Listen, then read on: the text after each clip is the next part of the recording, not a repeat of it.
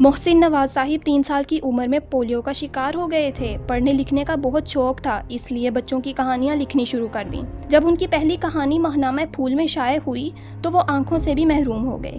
ایک لمحے کے لیے سوچئے کہ کسی کی کہانی چھپ کر آئے اور وہ پڑھ ہی نہ سکے تو اس کے لیے اس سے زیادہ تکلیف دہ بات اور کیا ہو سکتی ہے۔ ایک دن محلے کی ایک عورت ان کے گھر آئی اور ان کی والدہ سے کہنے لگی، آپ محسن کے لیے دعا کیوں نہیں کرتی؟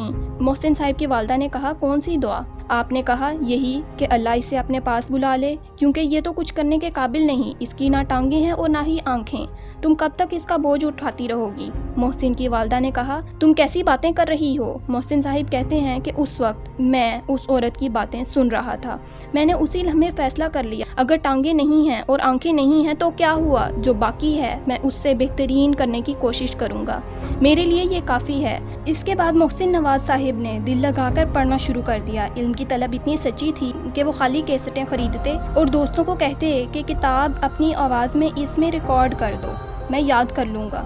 اس طرح کیسٹوں کے ذریعے محسن نواز کتابیں یاد کرنے لگے، یہاں تک کہ انہیں 1500 کتابیں زبانی یاد ہو گئیں۔ آج وہی محسن نواز صاحب جن کی ٹانگیں اور آنکھیں نہیں ہیں، وہ ریڈیو پر پروگرام کرتے ہیں اور ایک کمپنی میں PR مینیجر ہیں۔ ان کے بارے میں کہا جاتا ہے کہ اگر کوئی شخص نا امید ہے تو صرف 10 منٹ ان کے پاس بیٹھ جائے، اس کی نا امیدی ختم ہو جائے گی۔ کیا ہوا اگر آپ محروم ہیں تو یہ کوئی بڑی بات نہیں ہے۔ آج فیصلہ کیجئے کہ جو نہیں بدلا جا سکتا اسے قبول کر لیں کہ وہ مالک کی رضا ہے۔ جو اللہ تعالیٰ کے فیصلوں پر راضی ہوتا ہے، اللہ تعالیٰ اس سے جلد راضی ہوتا ہے۔